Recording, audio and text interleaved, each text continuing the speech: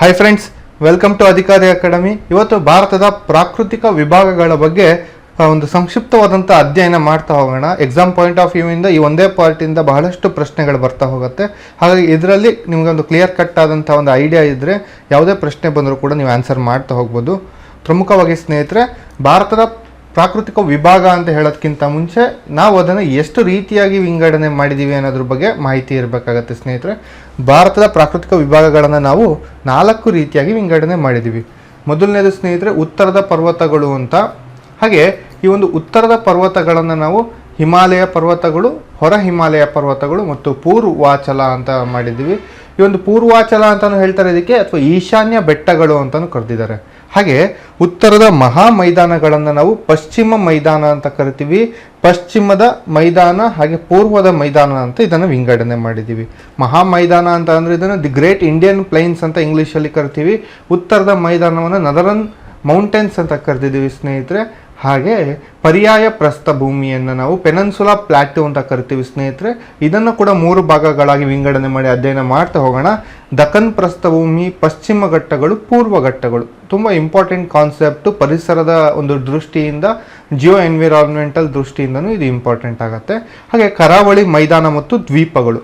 ಕರಾವಳಿ ಮೈದಾನ ಅಂದರೆ ಕೋಸ್ಟಲ್ ಪ್ಲೇನ್ಸ್ ಸ್ನೇಹಿತರೆ ಇಂಗ್ಲೀಷಲ್ಲಿ. ಹಾಗೆ ದ್ವೀಪಗಳು ಅಂದರೆ ಐಲ್ಯಾಂಡ್ಗಳು ಅಂತ. ಇದು ಕೂಡ ಇಂಪಾರ್ಟೆಂಟ್. ಪಶ್ಚಿಮ ಕರಾವಳಿ ಮೈದಾನ, ಪೂರ್ವ ಕರಾವಳಿ ಮೈದಾನ ಮತ್ತು ದ್ವೀಪಗಳು. ಪ್ರತಿಯೊಂದು ಸ್ಪರ್ಧಾತ್ಮಕ ಪರೀಕ್ಷೆಯಲ್ಲಿ ಕರೆಂಟ್ ಅಫೇರ್ಸ್ ರಿಲೇಟೆಡಿಂದ, ಹಾಗೆ ಜಿಯೋ ಸ್ಟ್ಯಾಟಿಕ್ ರಿಲೇಟೆಡಿಂದ, ಜಿಯೋ ಎನ್ವಿರಾನ್ಮೆಂಟ್ ರಿಲೇಟೆಡಿಂದ ಈ ಎಲ್ಲ ಒಂದು ಇದ್ರ ಮೇಲೂ ಕೂಡ ಪ್ರಶ್ನೆಗಳಾಗ್ತಾ ಇರುತ್ತೆ. ಮೊದಲನೇದಾಗಿ ಸ್ನೇಹಿತರೆ ನಾವು ಒಂದು ಮೈದಾನದ ಬಗ್ಗೆ ತಿಳ್ಕೊಳ್ತಾ ಹೋಗೋಣ ಸ್ನೇಹಿತರೆ. ನೋಡಿ, ಉತ್ತರದ ಒಂದು ಪರ್ವತಗಳ ಬಗ್ಗೆ ತಿಳ್ಕೊಳ್ತಾ ಹೋಗೋಣ ಸ್ನೇಹಿತರೆ. ಉತ್ತರದ ಪರ್ವತಗಳನ್ನು ನಾನು ಆಗಲೇ ಹೇಳಿದಾಗೆ 3 ಭಾಗಗಳಾಗಿ ವಿಂಗಡಣೆ ಮಾಡಿದ್ವಿ. ನೋಡಿ, ಇಲ್ಲಿ ಕಾಣ್ತಾ ಇದೆಯಲ್ಲ, ಇದು ನಮ್ಮ ಒಂದು ಉತ್ತರ ಭಾರತ. ನಾವು ಈ ಒಂದು ಟ್ರಾಪಿಕ್ ಆಫ್ ಏನು ಕ್ಯಾನ್ಸರ್ ಎನ್ನುವಂತಹ ಲೈನ್ ಇದೆ, ಇದು ಭಾರತವನ್ನು 2 ಭಾಗಗಳಾಗಿ ವಿಂಗಡಣೆ ಮಾಡ್ತೀವಿ. ಆದರೆ ಮಹಾರಾಷ್ಟ್ರಕ್ಕಿಂತ ಕೆಳಗೆ ಇರುವಂತಹ ರಾಜ್ಯಗಳನ್ನು ನಾವು ದಕ್ಷಿಣ ಭಾರತ ಅಂತ ಕರಿತೀವಿ. ಆದರೆ ಉತ್ತರದ ಪರ್ವತಗಳನ್ನು ನಾವು ಅಧ್ಯಯನ ಮಾಡ್ಬೇಕಾದ್ರೆ ಈ ವಿಂಧ್ಯ ರೇಂಜ್ ಅಂತ ಕಾಣ್ತಾ ಇದೆ ಮಧ್ಯಪ್ರದೇಶದ್ದು, ಇದರ ಬರುವಂತಹ ಪರ್ವತ ಶ್ರೇಣಿಗಳನ್ನು ನಾವು ಉತ್ತರದ ಪರ್ವತಗಳು ಅಂತ ಅಧ್ಯಯನ ಮಾಡ್ತೀವಿ. ಅದರಲ್ಲಿ ಪ್ರಮುಖವಾಗಿ ನಾವು ಹಿಮಾಲಯ ಪರ್ವತಗಳ ಬಗ್ಗೆ ಅಧ್ಯಯನ ಮಾಡ್ತಾ ಹೋಗ್ತೀವಿ ಸ್ನೇಹಿತರೆ. ಒಟ್ಟು ಉತ್ತರದ ಪರ್ವತಗಳನ್ನು ನಾವು 3 ಭಾಗಗಳಾಗಿ ವಿಂಗಡಣೆ ಮಾಡಿದ್ದೀವಿ. ಒಂದು ಹಿಮಾಲಯನ್ ಮೌಂಟೇನ್ಸ್ ಅಂತ ವಿಂಗಡಣೆ ಮಾಡಿದ್ದೀವಿ. ಇನ್ನೊಂದು ಹೊರ ಪರ್ವತಗಳು ಅಂತ ವಿಂಗಡಣೆ ಮಾಡಿದ್ದೀವಿ ಸ್ನೇಹಿತರೆ. ಹೊರ ಪರ್ವತಗಳು ಅಂದರೆ ಔಟರ್ ಮೌಂಟೇನ್ಸ್ ಅಂತಲೂ ಕರೆದಿದ್ದೀವಿ ಇದನ್ನು. ಔಟರ್ ಮೌಂಟೇನ್ಸ್ ಅಂದರೆ ಈ ಹಿಮಾಲಯ, ಇಲ್ಲಿ ಕಾಣ್ತಾ ಇರೋದ್ರಲ್ಲಿ ಹಿಮಾಲಯ ಪರ್ವತ ಶ್ರೇಣಿಗಳೇ ನಿಮಗೆ ಕಾಣ್ತಾ ಇರೋದು ಸ್ನೇಹಿತರೆ. ಇದಕ್ಕಿಂತ ಹೊರಗೆ ಅಂದರೆ ಭಾರತದ್ಗಿಂತ ಹೊರಗೂ ಕೂಡ ಹಿಮಾಲಯ ಪರ್ವತ ಶ್ರೇಣಿಗಳು ಹರಡ್ಕೊಂಡಿದೆ. ನಿಮಗೆ ಒಂದು ಬೆಸ್ಟ್ ಎಕ್ಸಾಂಪಲ್ ಅಂದರೆ ಫಿಸಿಕಲ್ ಜಿಯೋಗ್ರಫಿ ಕ್ಲಾಸಲ್ಲಿ ಹೇಳಿದಾಗೆ, ನೋಡಿ, ಇದು ಭೂಮಿ ಅಂತ ಅಂದರೆ ಆರಂಭದಲ್ಲಿ ಭೂಮಿ ಕೇವಲ ಒಂದು ಖಂಡವನ್ನು ಹೊಂದಿತ್ತು ಸ್ನೇಹಿತರೆ. ಈ ಒಂದು ಖಂಡವನ್ನು ಏನಂತ ಕರಿತಿದ್ರು? ಈ ಒಂದು ಖಂಡವನ್ನು ಪ್ಯಾಂಥಲಸ್ ಅಂತ ಕರೆದ್ರು. ಇದರ ಸುತ್ತ ಇರುವಂಥ ಸಮುದ್ರವನ್ನು ಪ್ಯಾಂಜಿಯಾ ಅಂತ ಕರೆದಿದ್ರು ಸ್ನೇಹಿತರೆ. ಅದಾದ ನಂತರದಲ್ಲಿ ಖಂಡ ಡಿವೈಡ್ ಆಗತ್ತೆ. ಏನೇನಾಯಿತು? ಒಂದು ಸ್ನೇಹಿತರೆ ಲಾರೇಷಿಯಾ ಆಯಿತು, ಇನ್ನೊಂದು ಗೋಂಡ್ವಾನ ಆಯಿತು. ಹೀಗೆ ಕಾಲ ಕಳೆದಕ್ಕೆ ಟರ್ಷಿಯರಿ ಎನ್ನುವಂತಹ ಒಂದು ಇಯಾನ್ ಅಂತ ಅಂದರೆ ಅದೊಂದು ಟರ್ಷಿಯರಿ ಎನ್ನುವಂತಹ ಒಂದು ಕಾಲಘಟ್ಟದಲ್ಲಿ ಏನಾಗತ್ತೆ ಸ್ನೇಹಿತರೆ, ಈ ಒಂದು ಗೋಂಡ್ವಾನದ ಭೂಭಾಗ ಆಗಿದ್ದಂತಹ ಭಾರತದ ಒಂದು ಪ್ರಸ್ಥಭೂಮಿ ಅಂದರೆ ಪೆನಿನ್ಸುಲಾ ಏನಾಗ್ತಾ ಹೋಯ್ತು ಅಂದರೆ ಉತ್ತರದ ಕಡೆಗೆ ಹೋಗೋದಕ್ಕೆ ಆರಂಭ ಮಾಡ್ತಾ ಹೋಯ್ತು. ಇದು ಏನಕ್ಕೆ ಅಂದರೆ ಇದು ಆಲ್ಫ್ರೆಡ್ ವ್ರಾಂಗ್ಲರ್ ನೀಡಿದಂತಹ ಒಂದು ಕಾಂಟಿನೆಂಟಲ್ ಡ್ರಿಫ್ಟ್ ಥಿಯರಿಯ ಒಂದು ಪ್ರಕಾರ ಆಗಿರುತ್ತೆ ಸ್ನೇಹಿತರೆ.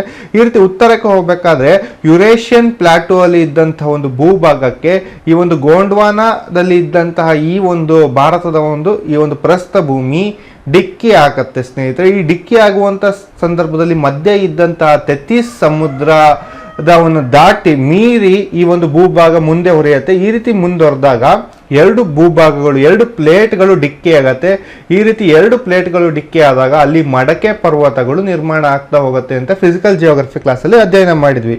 ಈ ರೀತಿ ಮಡಿಕೆ ಪರ್ವತಗಳೇ ಈ ಒಂದು ಹಿಮಾಲಯ ಪರ್ವತಗಳಾಗಿರುತ್ತೆ.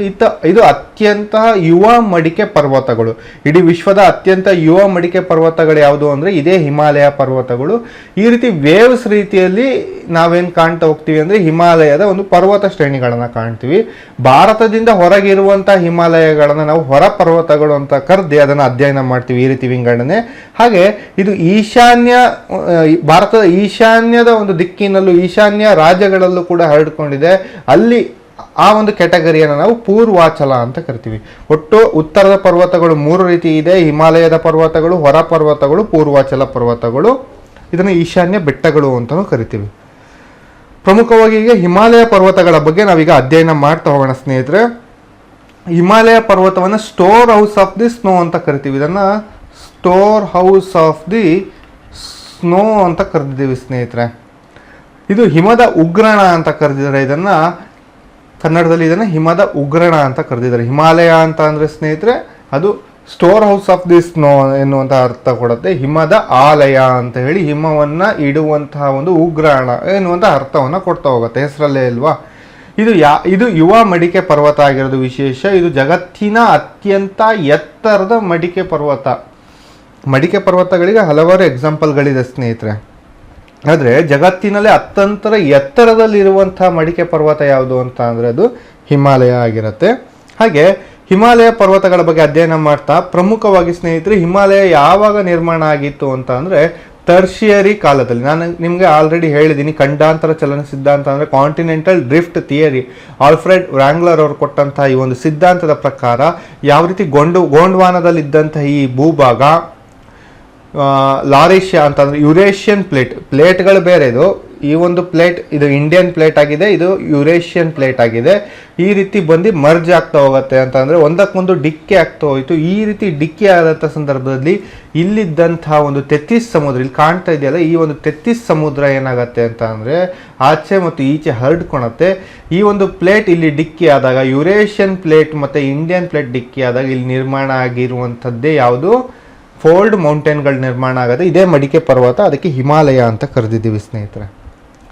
ಇದರ ವಿಸ್ತಾರ ಪ್ರಮುಖವಾಗಿ ಇಂಪಾರ್ಟೆಂಟ್ ಸ್ನೇಹಿತರೆ. ಒಟ್ಟು ಎಷ್ಟು ದೇಶಗಳಲ್ಲಿ ಇದು ಹರಡಿಕೊಂಡಿದೆ, ಇದರ ವಿಸ್ತಾರ ಎಷ್ಟಿದೆ ಅನ್ನೋದು ತುಂಬ ಇಂಪಾರ್ಟೆಂಟ್ ಆಗುತ್ತೆ. ಉತ್ತರ ದಕ್ಷಿಣವಾಗಿ ಸ್ನೇಹಿತರೆ, ಉತ್ತರ ಮತ್ತು ದಕ್ಷಿಣವಾಗಿ ಇದರ ವಿಸ್ತಾರ ಎಷ್ಟಿದೆ ಅಂದರೆ 200 ಕಿಲೋಮೀಟರಿಂದ 500 ಕಿಲೋಮೀಟರ್. ಕೆಲವು ಕಡೆ 200 ಇದೆ, ಕೆಲವು ಕಡೆ 250 ಇದೆ. ಗರಿಷ್ಠ 500 ಕಿಲೋಮೀಟರ್ವರೆಗೂ ಉತ್ತರ ದಕ್ಷಿಣವಾಗಿ ಇದು ಇದೆ. ಪೂರ್ವ ಮತ್ತು ಪಶ್ಚಿಮವಾಗಿ ಹೇಳೋದಾದರೆ ಇದು 2400 ಕಿಲೋಮೀಟರ್ ಅಷ್ಟು ಒಂದು ವಿಸ್ತೀರ್ಣವನ್ನು ಹೊಂದಿದೆ. ಸರಾಸರಿ ಹಿಮಾಲಯದ ಒಂದು ಸರಾಸರಿ ಎತ್ತರ ಎಷ್ಟು ಅಂದರೆ 3000 ಕಿಲೋಮೀಟರ್ ಆಗಿದೆ. ಹಾಗೆ ಇದರ ವಿಸ್ತಾರ ಎಷ್ಟು ದೇಶಗಳಲ್ಲಿ ಹರಡಿದೆ, ಇದು ಬಹಳಷ್ಟು ಎಕ್ಸಾಮಲ್ಲಿ ಕೇಳಿದ್ದಾರೆ ಸ್ನೇಹಿತರೆ. ನಿಮ್ಗೆ ಗೊತ್ತಿರಬೇಕಾಗತ್ತೆ, ಇದು 7 ದೇಶಗಳಲ್ಲಿ ಹಿಮಾಲಯ ತನ್ನ ಒಂದು ವಿಸ್ತೀರ್ಣವನ್ನು ಹೊಂದಿದೆ. ಮೊದಲನೇದಾಗಿ ಪಾಕಿಸ್ತಾನ, ಹಾಗೆ ಎರಡನೇದು ಅಫ್ಘಾನಿಸ್ತಾನ, ಮೂರನೇದು ಸ್ನೇಹಿತರೆ ಚೀನಾ, ನಾಲ್ಕನೇದು ಪ್ರೀತಿಯ ಭಾರತ, ಐದನೇದು ನೇಪಾಳ, ಆರನೇದು ಸ್ನೇಹಿತರೆ ಭೂತಾನ್, ನೆಕ್ಸ್ಟ್ 7ನೇದು ಮಯನ್ಮಾರ್. ಒಟ್ಟು 7 ದೇಶಗಳಲ್ಲಿ ವಿಸ್ತೀರ್ಣವನ್ನು ಹೊಂದಿದೆ. ಇದು ತುಂಬ ಇಂಪಾರ್ಟೆಂಟ್, ಎಕ್ಸಾಮಲ್ಲಿ ಕೇಳಿದರೆ. ನೀವು ಇದಕ್ಕೆ ಹೇಗೆ ನೆನ್ಪಿಡ್ಕೋಬೇಕು ಅಂತ ಅಂದರೆ ಭಾರತದ ನೈಬರಿಂಗ್ ಸ್ಟೇಟ್ ಅಂದರೆ ನಾನು ನಿನ್ನೆ ಕ್ಲಾಸಲ್ಲಿ ಹೇಳಿದೆ ನಿಮಗೆ, ಭೂಗಡಿ ಭಾರತದೊಂದಿಗೆ ಭೂಗಡಿಯನ್ನು ಹೊಂದಿರುವಂತಹ ರಾಷ್ಟ್ರಗಳು ಎಷ್ಟಿದೆ ಅಂದರೆ 7 ಅಂತ ಹೇಳಿದ್ನಲ್ಲ, ಆ 7 ರಾಷ್ಟ್ರಗಳಲ್ಲೂ ಕೂಡ ಏನು ಹರಡಿದೆ, ಹಿಮಾಲಯ ಹರಡಿದೆ ಅಂತ ಹೇಳಿ ನೀವು ಜಸ್ಟ್ ನೆನ್ಪಿಟ್ಕೊಳ್ಳಿ. ಹಿಮಾಲಯ ಎಷ್ಟು ದೇಶಗಳಲ್ಲಿ ಹರಡಿದೆ ಅಂತ ಅಂದರೆ 7 ರಾಷ್ಟ್ರ. ಭೂಗಡಿ ಹೊಂದಿರುವಂತಹ ಎಲ್ಲ ರಾಷ್ಟ್ರಗಳಲ್ಲೂ ನಾವು ಹಿಮಾಲಯವನ್ನು ನೋಡ್ತೀವಿ ಅನ್ನೋದು ಜಸ್ಟ್ ನೀವು ನೆನ್ಪಿಟ್ಕೊಳ್ತಾ ಹೋದರೆ ಸಾಕು. ನೋಡಿ, ಹಿಮಾಲಯ ಪರ್ವತವನ್ನು ನಾವು 3 ರೀತಿಯಾಗಿ ವಿಂಗಡಣೆ ಮಾಡ್ತೀವಿ. ನೋಡಿ, ನದರನ್ ಮೌಂಟೇನ್ಸ್ ಅಂತ ಅಂದರೆ ಉತ್ತರ ಪರ್ವತಗಳನ್ನು 3 ರೀತಿಯಾಗಿ ವಿಂಗಡಣೆ ಮಾಡಿದ್ದೀವಲ್ಲ. ಏನೇನು ಮಾಡಿದ್ದೀವಿ ಸ್ನೇಹಿತರೆ ನಾವು? ಒಂದು ಹಿಮಾಲಯನ್ ಮೌಂಟೇನ್ಸ್, ಇನ್ನೊಂದು ಔಟರ್ ಮೌಂಟೇನ್ಸ್ ಅಂದರೆ ಹೊರ ಹಿಮಾಲಯ, ಇನ್ನೊಂದು ಈಶಾನ್ಯ ಬೆಟ್ಟಗಳು ಅಂತ ಅಂದರೆ ಸ್ನೇಹಿತರೆ ನಾವು ಇವಾಗಷ್ಟೇ ಅದನ್ನು ಅಧ್ಯಯನ ಮಾಡಿದ್ವಿ, ಪೂರ್ವಾಚಲ ಅಂತ ಹೇಳಿ, ಹೌದಾ? ಹಾಗೆ ಈ ಒಂದು ಹಿಮಾಲಯನ್ ಮೌಂಟೇನ್ಸ್, ಹಿಮಾಲಯ ಬೆಟ್ಟಗಳನ್ನು ನಾವು 3 ರೀತಿಯಾಗಿ ವಿಂಗಡಣೆ ಮಾಡಿದ್ದೀವಿ. ಏನೇನು? ಮಹಾ ಹಿಮಾಲಯ ಅಂದರೆ ಗ್ರೇಟರ್ ಹಿಮಾಲಯ, ಮಧ್ಯ ಹಿಮಾಲಯ ಅಂತ ಅಂದರೆ ಸ್ನೇಹಿತರೆ ಇದನ್ನು ಮಿಡಲ್ ಹಿಮಾಲಯ ಅಂತಲೂ ಕರೆದಿದ್ದೀವಿ, ಒಳ ಹಿಮಾಲಯ ಅಂತಲೂ ಕರೆದಿದ್ದಾರೆ. ಹಾಗೆ ಶಿವಾಲಿಕ್ಸ್ ಅಂದರೆ ಹಿಮಾಲಯದ ಪಾದತಳವನ್ನು ನಾವು ಶಿವಾಲಿಕ್ಸ್ ಅಂತ ಕರಿತೀವಿ. ನಾನು ನಿಮಗೆ ಹೇಳಿದೆ ಮಡಿಕೆ ಪರ್ವತಗಳು ಹೇಗೆ ಸೃಷ್ಟಿಯಾಗತ್ತೆ ಅಂತ. 2 ಪ್ಲೇಟ್ಗಳು ಮರ್ಜ್ ಆಗಿ ಸಬ್ಮರ್ಜ್ ಆದಾಗ ಆಗುವಂಥದ್ದೇ ಈ ಮಡಿಕೆ ಪರ್ವತಗಳು. ಇದು ನಿರ್ಮಾಣ ಆಗಬೇಕಾದ್ರೆ ಹೇಗಾಗತ್ತೆ ಅಂದರೆ ಈ ರೀತಿ ಲೇಯರ್ಗಳಾಗಿ ಆಗ್ತಾ ಹೋಗುತ್ತೆ. ಮೊದಲನೇ ಲೇಯರ್ ಅಂದರೆ ಫಸ್ಟ್ ಕ್ರಿಯೇಟ್ ಆದಂತಹ ಲೇಯರ್ಗೆ ನಾವು ಗ್ರೇಟರ್ ಹಿಮಾಲಯ, ಅದು ಬೆಳೆದು ನಿಂತಿದೆ.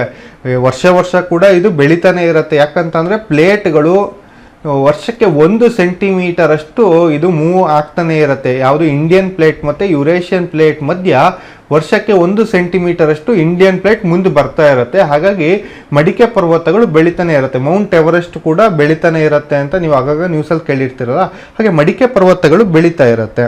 ಹಾಗಾಗಿ ತೀರಾ ಬೆಳೆದು ನಿಂತಹ ಈ ಒಂದು ಮಡಿಕೆ ಪರ್ವತಕ್ಕೆ ಗ್ರೇಟರ್ ಹಿಮಾಲಯ, ಮಹಾ ಹಿಮಾಲಯ ಅಂತ ಕರಿತೀವಿ. ಮಧ್ಯ ವಯಸ್ಸಲ್ಲಿರೋದಕ್ಕೆ ನಾವು ಮಿಡಲ್ ಹಿಮಾಲಯ, ಮಧ್ಯ ಹಿಮಾಲಯ ಅಂತ ಕರೆದ್ವಿ. ಅದರ ಪಾದ ತಳದಲ್ಲಿ ಅಂದರೆ ಹಿಮಾಲಯ ಪರ್ವತ ಶ್ರೇಣಿಯ ಅತ್ಯಂತ ಕೆಳಭಾಗದಲ್ಲಿ ಇರುವಂತಹ ಪರ್ವತಗಳನ್ನು ನಾವು ಶಿವಾಲಿಕ್ಸ್ ಅಂತ ಕರಿತೀವಿ. ಇಲ್ಲಿ ನೋಡ್ತಾ ಇದ್ದೀರಲ್ಲ ಸ್ನೇಹಿತರೆ, ಹಿಮಾಲಯ ನೋಡಿ, ಈ ಮೇಲ್ಗಡೆ ಕಾಣ್ತಾ ಇರೋದೆಲ್ಲ ಏನು ಗ್ರೇಟರ್ ಹಿಮಾಲಯ, ಇದೆಲ್ಲ ಬೆಳೆದು ನಿಂತಿರೋದು. ಅದರ ಮಧ್ಯಭಾಗದಲ್ಲಿ ನಾವು ಕಾಣೋದು ಲೆಸ್ಸರ್ ಹಿಮಾಲಯ ಅಥವಾ ಮಿಡಲ್ ಹಿಮಾಲಯ ಅಥವಾ ಮಧ್ಯ ಹಿಮಾಲಯ ಅಂತ. ಕೆಳಗಡೆ ಕಾಣ್ತಾ ಇರೋದು ಸ್ನೇಹಿತರೆ ನಾವು ಶಿವಾಲಿಕ್ಸ್ನ ಕಾಣ್ತಾ ಇದ್ದೀವಿ. ಹಾಗೆ ನಾವು ಮಹಾ ಹಿಮಾಲಯದ ಬಗ್ಗೆ ಈಗ ಸ್ವಲ್ಪ ಅಧ್ಯಯನ ಮಾಡ್ತಾ ಹೋಗೋಣ ಸ್ನೇಹಿತರೆ. ಇದನ್ನು ಹಿಮಾದ್ರಿ ಅಂತಲೂ ಕರಿತೀವಿ ನಾವು. ಮಹಾ ಹಿಮಾಲಯವನ್ನು ಏನಂತ ಕರಿತೀವಿ? ಹಿಮಾದ್ರಿ ಅಂತಲೂ ಕರಿತೀವಿ. ಇದು ಸ್ವಲ್ಪ ಎಕ್ಸಾಮ್ ಪಾಯಿಂಟ್ ಆಫ್ ವ್ಯೂವಿಂದ ಏನು ಇಂಪಾರ್ಟೆಂಟ್ ಇದರಲ್ಲಿ ಅನ್ನೋದು ಫಸ್ಟ್ ತಿಳ್ಕೊಳ್ತಾ ಹೋಗೋಣ. ಈ ಒಂದು ಗ್ರೇಟರ್ ಹಿಮಾಲಯಲ್ಲೇ, ಈ ಒಂದು ಮಹಾ ಹಿಮಾಲಯವಲ್ಲೇ ನಾವು ಏನು ಕಾಣ್ತೀವಿ? ಮೌಂಟ್ ಎವರೆಸ್ಟ್ ಕಾಣ್ತೀವಿ. ಒಟ್ಟು ಸರಾಸರಿಯಾಗಿ ಸಮುದ್ರ ಮಟ್ಟದಿಂದ ಇದು 6000 ಎತ್ತರ ಇದೆ ಮಹಾ ಹಿಮಾಲಯಗಳು. ಆದರೆ ಅದರಲ್ಲೇ ಅತ್ಯಂತಹ ಒಂದು ಎತ್ತರವಾದಂತಹ ಒಂದು ಪರ್ವತ ಇದೆ, ಅದನ್ನು ಮೌಂಟ್ ಎವರೆಸ್ಟ್ ಅಂತ ಕರಿತೀವಿ. ಇದು ಸುಮಾರು 8848, ಇದು ಅಧಿಕೃತ ಪುಸ್ತಕಗಳಲ್ಲಿದೆ. ಆದರೆ ಇತ್ತೀಚೆಗೆ ಇದು ಬೆಳವಣಿಗೆ ಆಗ್ತಿದೆ ಅಂತ 8850 ಅಂತಲೂ ಕೆಲವು ಕಡೆ ಕೊಡ್ತಾರೆ. ಇದು 2ರಲ್ಲಿ 2 ಆಪ್ಷನ್ ಇದ್ದರೆ 8850 ಹಾಕಿ, ಕೇವಲ ಇದೊಂದೇ ಆಪ್ಷನ್ ಇದ್ದರೆ ಇದೇ ಸರಿಯಾದ ಉತ್ತರ 8848 ಅಂತ ನಾನು ಹೇಳ್ತಾ ಇರೋದು. ಎರಡೂ ಕೂಡ ನೆನ್ಪಿಟ್ಕೊಳ್ಳಿ ಅಷ್ಟೇ. ಇಲ್ಲಿ ಮೌಂಟ್ ಎವರೆಸ್ಟ್ ಇದರಲ್ಲಿ ಪ್ರಪಂಚದ ಅತಿ ಎತ್ತರದ ಶಿಖರವಾದ ಮೌಂಟ್ ಎವರೆಸ್ಟ್ ಇದೆ. ಯಾವುದರಲ್ಲಿ? ಮಹಾ ಹಿಮಾಲಯದಲ್ಲಿ. ಅನ್ನೋ ನೆನಪಿರಲಿ. ಇದು ನೇಪಾಳ ಮತ್ತು ಟಿಬೇಟ್ ಮಧ್ಯೆ ಇದೆ. ಮೌಂಟ್ ಎವರೆಸ್ಟ್ ವಿಶ್ವದ ಅತಿ ಎತ್ತರದ ಪರ್ವತ. ಇದು ಭಾರತದಲ್ಲಿಲ್ಲ, ಆದರೆ ಇದಿರೋದು ನೇಪಾಳ ಮತ್ತು ಟಿಬೇಟ್ಗಳ ಮಧ್ಯೆ ಇದೆ. ಇದು ಏಷ್ಯಾದ ಅತಿ ದೊಡ್ಡ ಪರ್ವತ ಸ್ನೇಹಿತರೆ. ಇದಕ್ಕೆ ನೇಪಾಳದವರು ಸಾಗರ ಮಾತಾ ಅಂತ ಕರೆದ್ರೆ, ಚೀನಾದಲ್ಲಿ ಇದನ್ನ ಚೀಮಂಗ್ಲುಮಾ ಅಂತ ಕರೆದಿದ್ದಾರೆ. ನೇಪಾಳಿಗರು ಇದನ್ನ ಸಾಗರ ಮಾತಾ ಅಂತ ಕರೀತಾರೆ, ಚೀನಿಯರು ಇದನ್ನ ಚೀಮಾಂಗ್ಲುಮಾ ಅಂತ ಕರೆದಿದ್ದಾರೆ ಸ್ನೇಹಿತರೆ, ನೆನಪಿರ್ಬೇಕಾಗತ್ತೆ. ಭಾರತದಲ್ಲಿ ಇದನ್ನ ಮೌಂಟ್ ಎವರೆಸ್ಟ್ ಅಂತ ಕರೆದಿದ್ದೀವಿ. ಈ ಮಹಾ ಹಿಮಾಲಯದ ಪರ್ವತಗಳನ್ನು ಜಮ್ಮು ಕಾಶ್ಮೀರದಲ್ಲಿ ಏನಂತ ಕರಿತೀವಿ? ಈ ಮಹಾ ಹಿಮಾಲಯವನ್ನು ನಾವು ಜೇಸ್ಕರ್ ಶ್ರೇಣಿ ಅಂತ ಕರೆದಿದ್ದೀವಿ. ಜೇಸ್ಕರ್ ಶ್ರೇಣಿ ಅಂತ ನಾವು ಇದನ್ನು ಮಹಾ ಹಿಮಾಲಯಗಳನ್ನು ಎಲ್ಲಿ ಕರೆದಿದ್ದೀವಿ? ಜಮ್ಮು ಅಲ್ಲಿ ಕರೆದಿದ್ದೀವಿ. ಹಾಗಾದರೆ ಬೇರೆ ಬೇರೆ ಯಾವ ಒಂದು ಇಂಪಾರ್ಟೆಂಟ್ ಆದಂತಹ ಪೀಕ್ಗಳಿದೆ, ಯಾವ ಇಂಪಾರ್ಟೆಂಟ್ ಆದಂತಹ ಪರ್ವತಗಳಿದೆ ಈ ಒಂದು ಗ್ರೇಟರ್ ಹಿಮಾಲಯ, ಮಹಾ ಹಿಮಾಲಯದಲ್ಲಿ ಅಂತ ನೋಡ್ತಾ ಹೋಗೋಣ. ಮೊದಲನೇದು ಕಾಂಚನಜುಂಗ ಅಂತ ಇದೆ ಸ್ನೇಹಿತರೆ. ಅದಾದಮೇಲೆ ಮಕಾಲು, ಧವಳಗಿರಿ, ಮನಸ್ಸು, ಚೋಯು, ನಂಗ ಪರ್ವತ, ಅನ್ನಪೂರ್ಣ, ನಂದಾದೇವಿ, ಗೌರಿಶಂಕರ. ಇದಿಷ್ಟು ಪ್ರಮುಖವಾದಂಥ ಪರ್ವತ. ಹೈಟ್ ವೈಸ್ ಇದರಲ್ಲಿ ಆರ್ಡರ್ ವೈಸಲ್ಲೇ ಇದೆ, ಇದು ಹೈಟ್ ವೈಸಲ್ಲೇ ಇದೆ ಸ್ನೇಹಿತರೆ, ನೀವು ನೆನ್ಪಿಟ್ಕೋಬೇಕಾಗತ್ತೆ. ನೋಡಿ, ಮೌಂಟ್ ಎವರೆಸ್ಟ್ ಬಗ್ಗೆ ಸ್ವಲ್ಪ ಜನರಲ್ ನಾಲೆಡ್ಜ್ ತಿಳ್ಕೊಳೋದಾದರೆ, ಮೌಂಟ್ ಎವರೆಸ್ಟ್ ಏರಿದ ಮೊದಲಿಗರು ನ್ಯೂಜಿಲ್ಯಾಂಡಿನ ಎಡ್ಮಂಡ್ ಹಿಲರಿ ಅವರು ಮೊದಲ ಬಾರಿಗೆ ಮೌಂಟ್ ಎವರೆಸ್ಟ್ ಏರ್ತಾರೆ. ಇವರಿಗೆ ಸಹಾಯ ನೀಡಿದವರು ಯಾರು ಅಂದರೆ ನೇಪಾಳದ ತೇನ್ ಸೇನ್ ಅವರು ಸಹಾಯವನ್ನು ನೀಡ್ತಾ ಹೋಗ್ತಾರೆ. ತೇನ್ ಸೇನ್ ಆಗಬೇಕಿದು. ನೋಡಿ, 1953ರಲ್ಲಿ ಇವರು ಮೌಂಟ್ ಎವರೆಸ್ಟನ್ನು ಏರ್ತಾರೆ ಸ್ನೇಹಿತರೆ. ಅದಾದ ನಂತರ ಇವರ ಮಕ್ಕಳು ಕೂಡ ಏರ್ತಾರೆ ಇತ್ತೀಚೆಗೆ. ಅದು ಕೂಡ ತುಂಬ ನ್ಯೂಸ್ ಆಗಿತ್ತು. ಅದು ಕೂಡ ಹಿಸ್ಟ್ರಿಯನ್ನು ಕ್ರಿಯೇಟ್ ಮಾಡುತ್ತೆ. ಮೊದಲ ಬಾರಿಗೆ ಮೌಂಟ್ ಎವರೆಸ್ಟ್ ಏರಿದಂತಹ ಈ ಇಬ್ಬರ ಮಕ್ಕಳು ಕೂಡ ಏರಿರ್ತಾರೆ. ಮೌಂಟ್ ಎವರೆಸ್ಟ್ ಏರಿದ ಭಾರತದ ಮತ್ತು ವಿಶ್ವದ ಮೊದಲ ವಿಕಲಚೇತನ ಅಂತ ಇತ್ತೀಚೆಗೆ ನಡೆದಂಥ ಎಕ್ಸಾಮಲ್ಲಿ ಆಗಾಗ ಕೇಳ್ತಾ ಇದ್ದಾರೆ. ಅರುಣಿಮಾ ಸಿನ್ಹಾ ಅಂತ ಇವರು ಉತ್ತರ ಪ್ರದೇಶದವರು. ಮೌಂಟ್ ಎವರೆಸ್ಟ್ ಏರಿದ ಮೊದಲ ಭಾರತ ಮಹಿಳೆ ಅಂತ ಕೇಳಿದರೆ ಬಿಪಿನ್ ಚಂದ್ರಪಾಲ್ ಅವರು 1984ರಲ್ಲಿ. ಮೌಂಟ್ ಎವರೆಸ್ಟ್ ಅತಿ ಹೆಚ್ಚು ಬಾರಿ ಏರಿದ ದಾಖಲೆ ನೇಪಾಳದ ಅಪಾ ಶೇರ್ಪಾ. ನೇಪಾಳದ ಅಪಾ ಶೇರ್ಪಾ 2011ರಲ್ಲಿ ಏರ್ತಾರೆ. ಇವರು 2011ವರೆಗೂ ಇವರು ಏರಿದ್ದಾರೆ. 21 ಬಾರಿ ಅತಿ ಹೆಚ್ಚು ಬಾರಿ ಅಪಾ ಶೇರ್ಪಾ ಅವರು ಏರಿದ್ದಾರೆ. ಹಾಗೆ ಮಧ್ಯ ಹಿಮಾಲಯದ ಬಗ್ಗೆ ಅಧ್ಯಯನ ಮಾಡ್ತಾ ಹೋಗೋಣ ಸ್ನೇಹಿತರೆ. ಈಗ ಅಂದರೆ ಲೆಸರ್ ಹಿಮಾಲಯ ಅಂತಲೂ ಕರೀತಾರೆ ಇದಕ್ಕೆ. ಉತ್ತರದಲ್ಲಿ ಮಹಾ ಹಿಮಾಲಯ ಮತ್ತು ದಕ್ಷಿಣದಲ್ಲಿ ಶಿವಾಲಿಕ್ ಸರಣಿಗಳ ನಡುವೆ ಒಂದು ಕೊಂಡಿಯಂತೆ ಇದೆ ಇದು. ಹಾಗಾಗಿ ಇದರ ಮಧ್ಯೆ ಕಂಡು ಬರೋದ್ರಿಂದ ಇದನ್ನು ಒಳ ಹಿಮಾಲಯ ಅಥವಾ ಮಧ್ಯ ಹಿಮಾಲಯ ಅಂತಲೂ ಕರೀತಾರೆ. ಸರಾಸರಿ ಎತ್ತರ 3600ರಿಂದ 4500 ಇದೆ. ಮಧ್ಯ ಹಿಮಾಲಯದ ಮತ್ತೊಂದು ಹೆಸರು ಹಿಮಾಚಲ ಅಂತ ಕರೆದಿದ್ದಾರೆ. ಮಧ್ಯ ಹಿಮಾಲಯಕ್ಕೆ ಹಿಮಾಚಲ ಅಂತಲೂ ಕರೆದಿದ್ದಾರೆ. ಇಲ್ಲಿನ ಇತರ ಶಿಖರಗಳು ಪೀರ್ ಪಾಂಜಾಲ್, ದೌಲಧಾರ್, ಮಹಾಭಾರತ್ ಅಂತ ಕರೆದಿದ್ದಾರೆ. ದೌಲಧಾರ್ ಅಂತ ಅಂದರೆ ದೌಲಧಾರ್ ಅಂತ ಅಂದ್ರೇ ಮಹಾಭಾರತ್ ಸ್ನೇಹಿತರೆ. ನೇಪಾಳದಲ್ಲಿ ಇದಕ್ಕೆ ಮಹಾಭಾರತ್ ಅಂತ ಕರೆದಿದ್ದಾರೆ. ದೌಲಧರಿಗೆ ಮಹಾಭಾರತ್ ಅಂತ ನೇಪಾಳದಲ್ಲಿ ಕರೀತಾರೆ. ನಾಗತಿಬ್ಬ, ಮಸೂರಿ, ಇದು ಪ್ರಮುಖವಾಗಿ ನಾವು ಮಧ್ಯ ಹಿಮಾಲಯದಲ್ಲಿ ಕಾಣುವಂತಹ ಒಂದು ಪರ್ವತಗಳಾಗಿರುತ್ತೆ ಸ್ನೇಹಿತರೆ. ನೋಡಿ, ಮಧ್ಯ ಹಿಮಾಲಯದ ಅದಕ್ಕಿಂತ ಮುಂಚೆ ಮಹಾ ಹಿಮಾಲಯ ಅಂತ ನಾವು ಅಧ್ಯಯನ ಮಾಡಿದ್ವಲ್ಲ. ನೋಡಿ, ಇಲ್ಲಿ ನಾವು ಮೌಂಟ್ ಎವರೆಸ್ಟ್ ಅತಿ ದೊಡ್ಡ ಶಿಖರ ಅಂತ ಅಧ್ಯಯನ ಮಾಡಿದ್ವಿ. ಆದರೆ ಭಾರತದಲ್ಲಿ ಇರುವಂತಹ ಅತಿ ದೊಡ್ಡ ಶಿಖರ ಯಾವುದು ಅಂದರೆ K2 ಗಾಡ್ವಿನ್ ಆಸ್ಟೈನ್ ಅಂತ ಕರೆದಿದ್ವಿ. K2 ಶಿಖರ ಭಾರತದಲ್ಲಿ ಅತಿ ದೊಡ್ಡ ಶಿಖರ ಅನ್ನೋದು ನೆನಪಿರಲಿ. ಓಕೆ, ಇದು ಮಧ್ಯ ಹಿಮಾಲಯ ಅಂತ ಆಗಬೇಕಿತ್ತು. ಮಧ್ಯ ಹಿಮಾಲಯ. ಪೀರ್ ಪಾಂಜಾಲ್ ಭಾರತದ ಶೀತ ಮರುಭೂಮಿ, ಅಂದರೆ ಮಧ್ಯ ಹಿಮಾಲಯದಲ್ಲಿ ಕಂಡುಬರುವಂತಹ ಪೀರ್ ಪಾಂಜಾಲ್ ಎನ್ನುವಂತಹ ಒಂದು ಪರ್ವತ ಶ್ರೇಣಿ ಇದೆಯಲ್ಲ, ಅದು ಭಾರತದ ಶೀತ ಮರುಭೂಮಿ ಅನ್ಸ್ಕೊಂಡಿದೆ. ಹಾಗೆ ದೌಲಧರ್, ಇದನ್ನು ನೇಪಾಳದಲ್ಲಿ ಮಹಾಭಾರತ್ ಅಂತ ಕರೀತಾರೆ, ಇದರ ವಿಶೇಷತೆ ಇದು. ನೆಕ್ಸ್ಟ್ ಮಸೂರಿ, ಇದು ಸರಾಸರಿ ಎತ್ತರ 2000ರಿಂದ 3600 ಮೀಟರ್ ಇದೆ. ಇದೇ ಮಸೂರಿಯಲ್ಲಿ ಸ್ನೇಹಿತರೆ IAS ತರಬೇತಿ ಕೇಂದ್ರ ಆದಂತಹ ಲಾಲ್ ಬಹದ್ದೂರ್ ಶಾಸ್ತ್ರಿ LSBN ಅಂತ ಕರಿತೀವಲ್ಲ, ಅದು ಇಲ್ಲಿ ಕಾಣ್ತೀವಿ ನಾವು. ಇಲ್ಲಿರುವಂತಹ ಗಿರಿಧಾಮಗಳು ತುಂಬ ಫೇಮಸ್ ಆಗಿದೆ. ಚಕ್ರತಾ, ಇದು ಉತ್ತರಾಖಂಡಲ್ಲಿ ಕಂಡು ಬರುತ್ತೆ ಸ್ನೇಹಿತರೆ. ಭಾರತದ ಗಿರಿಧಾಮಗಳ ರಾಣಿ ಅಂತಲೇ ಕರಿತೀವಿ ಚಕ್ರತಾವನ್ನು. ಗುಲ್ಮಾರ್ಗ್ ಜಮ್ಮು ಕಾಶ್ಮೀರದಲ್ಲಿದೆ. ಮನಾಲಿ, ರಾಣಿಖೇತ್, ಡಾಲ್ಹೌಸಿ, ಇದು 3 ಕೂಡ ಹಿಮಾಚಲ್ ಪ್ರದೇಶದಲ್ಲಿದೆ. ಮಸೂರಿ, ಆಲ್ಮೊರಾ, ನೈನಿತಾಲ್ ಉತ್ತರಾಖಂಡಲ್ಲಿದೆ ಸ್ನೇಹಿತರೆ. ಈ ನೈನಿತಾಲಲ್ಲೇ ನಾವು ಜಿಮ್ ಕಾರ್ಬೆಟ್ ಎನ್ನುವಂತಹ ಒಂದು ಭಾರತದ ಮೊದಲ ರಾಷ್ಟ್ರೀಯ ಉದ್ಯಾನವನವನ್ನು ಕಾಣ್ತೀವಿ. ಹಾಗೆ ಡಾರ್ಜಿಲಿಂಗ್ ಪಶ್ಚಿಮ ಬಂಗಾಳದಲ್ಲಿ. ಇದೆಲ್ಲ ಕಂಡುಬರೋದು ಮಧ್ಯ ಹಿಮಾಲಯದಲ್ಲಿ, ಅದರ ಗಿರಿಧಾಮಗಳು. ಇದು ತುಂಬ ಟೂರಿಸ್ಟ್ ಪ್ಲೇಸ್. ಯಾಕಂತಂದರೆ ಇದು ತೀರಾ ಎತ್ತರದಲ್ಲೂ ಇಲ್ಲ, ತೀರಾ ಕೆಳಗೂ ಇಲ್ಲ. ಹಾಗಾಗಿ ಇದು ಟೂರಿಸ್ಟ್ ಪ್ಲೇಸ್ ಆಗಿ ಪರಿಣಮಿಸುತ್ತೆ, ಹಿಲ್ ಸ್ಟೇಷನ್ಗಳಾಗಿದೆ. ನೆಕ್ಸ್ಟ್ ಸ್ನೇಹಿತರೆ, ಶಿವಾಲಿಕ್ಸ್ ಬೆಟ್ಟಗಳ ಬಗ್ಗೆ ಅಧ್ಯಯನ ಮಾಡೋದಾದರೆ, ಹಿಮಾಲಯ ಶ್ರೇಣಿಯು ಅತ್ಯಂತ ಕೆಳಮಟ್ಟದಲ್ಲಿ ಇರುವಂಥ ಶ್ರೇಣಿಗಳನ್ನು ನಾವು ಶಿವಾಲಿಕ್ಸ್ ಅಥವಾ ಹಿಮಾಲಯದ ಪಾದ ಬೆಟ್ಟಗಳು ಅಥವಾ ಫೂಟ್ ಹಿಲ್ಸ್ ಅಂತ ಕರಿತೀವಿ. ಇದರ ಸರಾಸರಿ ಎತ್ತರ 900ರಿಂದ 1200 ಮೀಟರ್ ಆಗಿದೆ. ಈ ಶ್ರೇಣಿಯು ಸಿಂಧು, ಗಂಗಾ, ಬ್ರಹ್ಮಪುತ್ರ ಮತ್ತು ಅವುಗಳ ಉಪನದಿ ಸಂಚಯನ ನದಿಯಿಂದ ನಿರ್ಮಾಣಗೊಂಡಿದೆ ಅಂತ ಹೇಳ್ತಾರೆ. ಹಲವಾರು ಪರ್ವತಗಳು ಇಲ್ಲಿ ಏನಾಗುತ್ತೆ ಅಂದರೆ ಗ್ರೇಟರ್ ಹಿಮಾಲಯ ಅಥವಾ ಮಿಡಲ್ ಹಿಮಾಲಯಗಳಿಂದ ತಂದಂತಹ ಒಂದು ನದಿಗಳು ತಂದಂತಹ ಒಂದು ಮಣ್ಣುಗಳಿಂದ ಅಥವಾ ಅದೇನು ಸಂಚಯನ ಮಾಡ್ಕೊಂಬರುತ್ತಲ್ಲ, ಈ ಇರೋಷನ್ ಆಗ್ತಾ ಬರುತ್ತಲ್ಲ, ಆ ಇರೋಷನ್ಗಳಿಂದ ಕ್ರಿಯೇಟ್ ಆಗಿರೋದು ಈ ಶಿವಾಲಿಕ್ ಬೆಟ್ಟಗಳು. ಇಲ್ಲಿ ಕೆಲವೊಂದು ಇದು ಪರ್ವತ ಕಣಿವೆಗಳಿಗೆ ತುಂಬ ಫೇಮಸ್ ಆಗುತ್ತೆ. ಈ ಶಿವಾಲಿಕ್ಗಳು ಪರ್ವತ ಕಣಿವೆಗಳಿಂದ ಇದು ಎಕ್ಸಾಮ್ ಪಾಯಿಂಟ್ ಆಫ್ ವ್ಯೂ ಇಂದ ಪ್ರಶ್ನೆಗಳಾಗ್ತಾ ಹೋಗುತ್ತೆ. ಕರ್ದುಂಗ್ಲಾ ಅಥವಾ ಸಾಸೆರ್ ಕಣಿವೆ ಅಂತ ಹೇಳ್ತೀವಿ. ಕರ್ದುಂಗ್ಲಾ ಸುಮಾರು ಸತಿ ಕೇಳಿದರೆ. ಕರ್ದುಂಗ್ಲಾ ಅಂತ ಅಂದರೆ ನಿಮಗೆ ಅಲ್ಲಿ ರಕ್ಷಣಾತ್ಮಕ ದೃಷ್ಟಿಯಿಂದನೂ ಕೂಡ ಇದು ಇಂಪಾರ್ಟೆಂಟ್ ಪಾಯಿಂಟ್ ಆಫ್ ವ್ಯೂ, ಅಲ್ಲಿ ನಾವು ಅಧ್ಯಯನ ಮಾಡ್ತಾ ಹೋಗ್ತೀವಿ. ಲಡಾಖಲ್ಲಿದೆ. ನೆಕ್ಸ್ಟು ಶಿಪ್ಪಿಕ್ಲಾ ಎನ್ನುವಂಥ ಒಂದು ಕಣಿವೆ ಎಲ್ಲಿದೆ ಅಂದರೆ ಹಿಮಾಚಲ್ ಪ್ರದೇಶದಲ್ಲಿದೆ. ಬಾರಾಲಾಚಲ ಇರೋದು ಹಿಮಾಚಲ್ ಪ್ರದೇಶ. ಲಿಪುಲೇಕ್ ಕಣಿವೆ ಇರೋದು ಉತ್ತರಾಖಂಡಲ್ಲಿದೆ. ನಾಥುಲಾ ಇರೋದು, ನಾಥುಲಾ ಪಾಸ್ ಕೂಡ ಇದೆ. ನಾಥುಲಾ ಕಣಿವೆ ತುಂಬ ಫೇಮಸ್, ಅದು ಕೂಡ ಅದು ಸಿಕ್ಕಿಮಲ್ಲಿದೆ ಸ್ನೇಹಿತರೆ. ಎಕ್ಸಾಮಲ್ಲಿ ಭಾಳಷ್ಟು ಬಾರಿ ಕೇಳಿದ್ದಾರೆ. ನೆಕ್ಸ್ಟು ಜೆಲೆಪ್ಲಾ ಇರೋದು ಸಿಕ್ಕಿಮಲ್ಲಿ. ನೆಕ್ಸ್ಟು ರೋಹ್ಟಾಂಗ್ ಕಣಿವೆ ಇರೋದು ಹಿಮಾಚಲ್ ಪ್ರದೇಶದಲ್ಲಿ. ಪೆನಿಲಾ ಕಣಿವೆ ಇರೋದು ಕೂಡ ಶ್ರೀನಗರ, ಲೇನೊಂದಿಗೆ ಜೋಡಿಸುವಂತಹ ಒಂದು ಕಣಿವೆ ಶ್ರೀನಗರದಲ್ಲಿದೆ. ಹಾಗೆ ಲೇಕ್ ಅದರ ನಡುವೆ ಜೋಡಿಸುತ್ತೆ ಈ ಒಂದು ಕಣಿವೆ. ನೆಕ್ಸ್ಟು ದೇಪ್ಸಾ ಕಣಿವೆ ಇರೋದು ಹಿಮಾಚಲ್ ಪ್ರದೇಶದಲ್ಲಿ. ಇದು ಪ್ರಮುಖ ಕಣಿವೆಗಳು ಶಿವಾಲಿಕ್ಸಲ್ಲಿ. ನೋಡಿ, ಉತ್ತರದ ಪರ್ವತಗಳಲ್ಲಿ ನಾವೀಗ ಏನೇನು ಅಧ್ಯಯನ ಮಾಡಿದ್ವಿ? ಹಿಮಾಲಯದ ಪರ್ವತಗಳ ಬಗ್ಗೆ ಅಧ್ಯಯನ ಮಾಡಿದ್ವಿ. ಹಿಮಾಲಯದಲ್ಲಿ ಅತ್ಯಂತ ದೊಡ್ಡ ಪರ್ವತ ಯಾವುದು ಅಂತ ಅಧ್ಯಯನ ಮಾಡಿದ್ವಿ. ಭಾರತದಲ್ಲಿ ಇರುವಂತಹ ಅತ್ಯಂತ ದೊಡ್ಡ ಪರ್ವತ ಯಾವುದು ಅಂತ ಅಧ್ಯಯನ ಮಾಡಿದ್ವಿ. ಹಿಮಾಲಯವನ್ನು 3 ಭಾಗಗಳಾಗಿ ವಿಂಗಡಣೆ ಮಾಡ್ತೀವಿ. ಒಂದು ಗ್ರೇಟರ್ ಹಿಮಾಲಯ ಅಂತ ಕರೆದ್ವಿ. ನೆಕ್ಸ್ಟ್ ಇನ್ನೊಂದು ಸ್ನೇಹಿತರೆ ಲೆಸ್ಸರ್ ಹಿಮಾಲಯ ಅಂತ ಕರೆದ್ವಿ. ಇನ್ನೊಂದು ಶಿವಾಲಿಕ್ಸ್ ಅಂತ. ಗ್ರೇಟರ್ ಹಿಮಾಲಯ ಅಂದರೆ ಮಹಾ ಹಿಮಾಲಯ, ಲೆಸ್ಸರ್ ಹಿಮಾಲಯ ಅಂತ ಅಂದರೆ ಮಧ್ಯ ಹಿಮಾಲಯ ಅಥವಾ ಒಳ ಹಿಮಾಲಯ, ಶಿವಾಲಿಕ್ಸ್ ಅಂದರೆ ಫೂಟ್ ಹಿಲ್ಸ್ ಅಂದರೆ ಪಾದ ಬೆಟ್ಟಗಳು ಅಂತ ಕರೆದಿದ್ದೀವಿ. ಇದು 3 ರೀತಿಯಾಗಿ ವಿಂಗಡಣೆ ಮಾಡಿದ್ವಿ. ಇಲ್ಲಿ ಬರುವಂಥ ಪ್ರಮುಖ ಕಣಿವೆಗಳು ನಾವು ಅಧ್ಯಯನ ಮಾಡ್ತಾ ಹೋದ್ವಿ.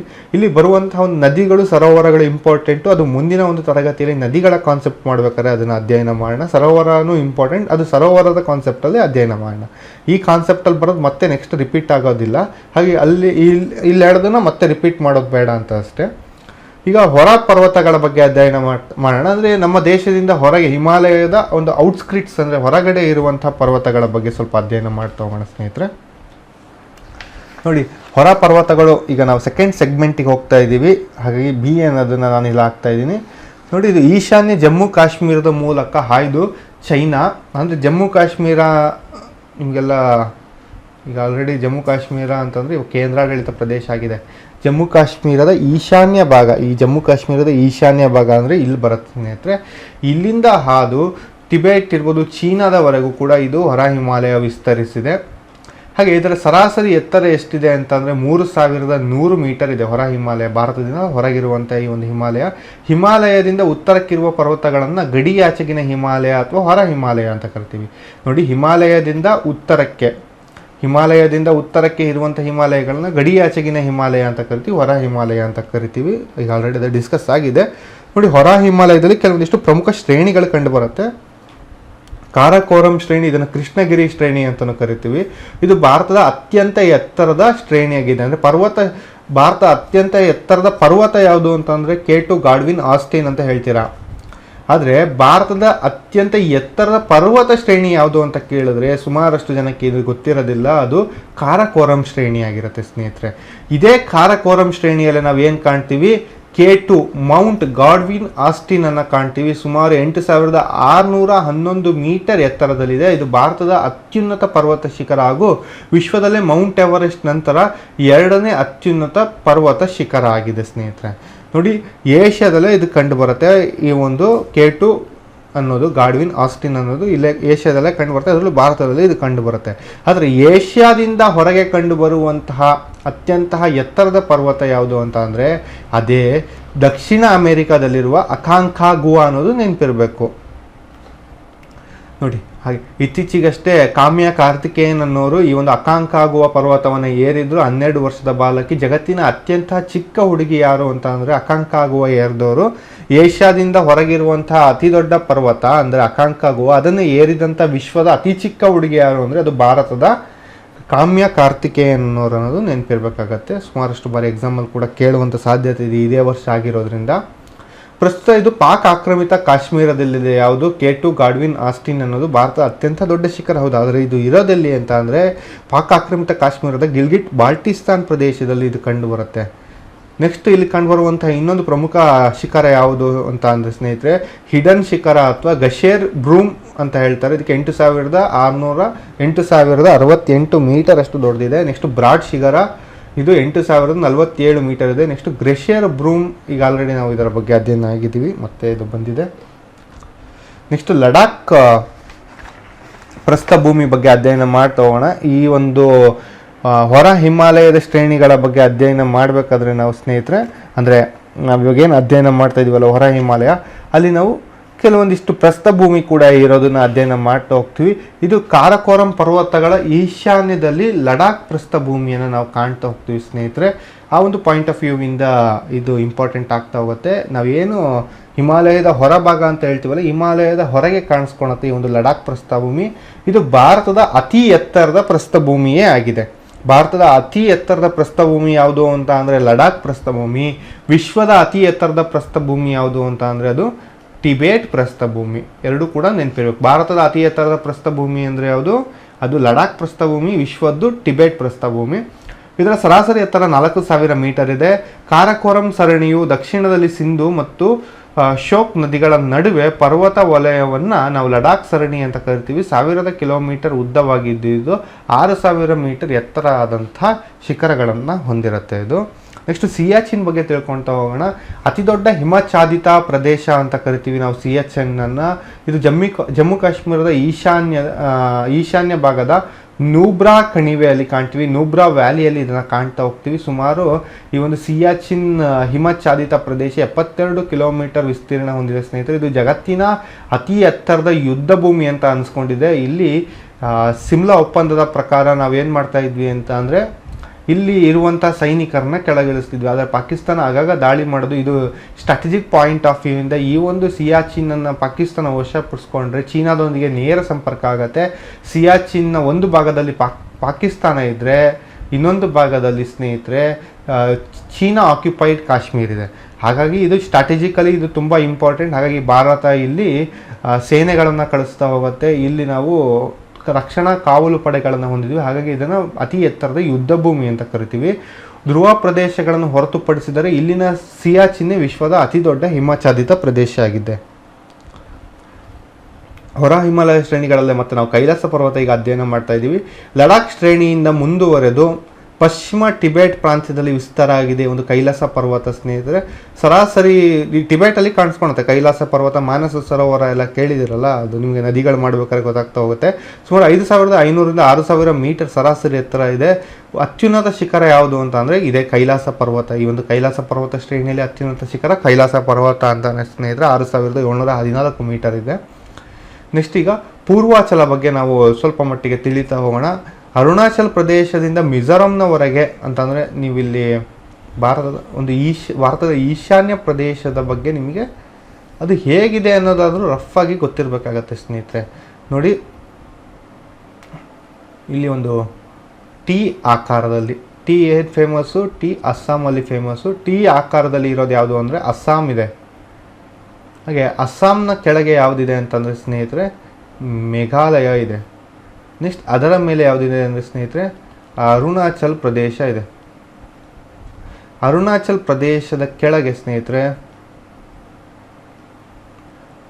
ನಾಗಾಲ್ಯಾಂಡ್ನ ಕೆಳಗೆ ಏನಿರುತ್ತೆ ಮಣಿಪುರದ ಕೆಳಗೆ ಸ್ನೇಹಿತರೆ ಮಿಜೋರಂನ ಪಕ್ಕ ಅಂದರೆ ಇದು ಈ ಕಡೆ ಫುಲ್ ಬಾಂಗ್ಲಾದೇಶ ಇದೆ. ಒಂದು ಇಲ್ಲಿ ಕಾಣ್ತಾ ಇದೆಯಲ್ಲ, ಇಲ್ಲಿ ಈ ಥರ ಬರಿತಾ ಇದ್ದೀನಿ, ಇದು ತ್ರಿಪುರ ಆಗಿರುತ್ತೆ ಸ್ನೇಹಿತರೆ. ಜಸ್ಟ್ ಇದು ನೆನಪಿರಬೇಕು ನಿಮಗೊಂದು ಈಶಾನ್ಯದ್ದು ನೆನಪಿರಬೇಕು ಜಿಲ್ಲೆಗಳು. ಇಲ್ಲಿ ಏನಾಗಿದೆ ಅಂತ ಅಂದರೆ ಸ್ನೇಹಿತರೆ ಇದು ಮಿಜೋರಂನಿಂದ ಹಿಡಿದು ಇದು ಅರುಣಾಚಲ್ ಪ್ರದೇಶದವರೆಗೂ ಕೂಡ ಇದು ವಿಸ್ತರಿಸಿದೆ. ಅರುಣಾಚಲ್ ಪ್ರದೇಶದಿಂದ ಮಿಜೋರಂನವರೆಗೂ ಕೂಡ ನಾವೇನು ಕಾಣ್ತೀವಿ, ಈಶಾನ್ಯ ಪರ್ವತಗಳನ್ನು ಕಾಣ್ತೀವಿ, ಈಶಾನ್ಯ ಬೆಟ್ಟಗಳನ್ನು ಕಾಣ್ತೀವಿ. ಇದು ಹಿಮಾಲಯದ ಮುಂದುವರೆದ ಭಾಗ ಆಗಿದೆ. ಇದೇ ಹಿಮಾಲಯದ ಪರ್ವತಗಳು ಮಯನ್ಮಾರ್ ಮತ್ತು ಭಾರತದ ನಡುವೆ ಗಡಿಯಾಗಿ ಪರಿಣಮಿಸಿದೆ ಸ್ನೇಹಿತರೆ. ಹಾಗಾಗಿ ಇದನ್ನು ಪೂರ್ವಾಚಲ ಅಂತಲೂ ಕರಿತೀರಿ. ಇಲ್ಲಿ ನಾವು ಮಿಶ್ಮಿ ಬೆಟ್ಟಗಳು ಹಾಗೆ ದಬಾಬೂಮ್ ಬೆಟ್ಟಗಳನ್ನು ಈ ವಲಯದಲ್ಲಿ ಅತ್ಯುನ್ನತ ಶಿಖರ ಅಂತ ಕರೆದು ಮಿಶ್ಮಿ ಬೆಟ್ಟಗಳ ಶ್ರೇಣಿಯಲ್ಲಿ ದಬಾಬಮ್ ಎನ್ನುವಂಥ ಬೆಟ್ಟ ಅತ್ಯಂತ ಎತ್ತರದ ಬೆಟ್ಟ ಆಗಿದೆ. ಇಲ್ಲಿ ಸುಮಾರು 4549 ಮೀಟರ್.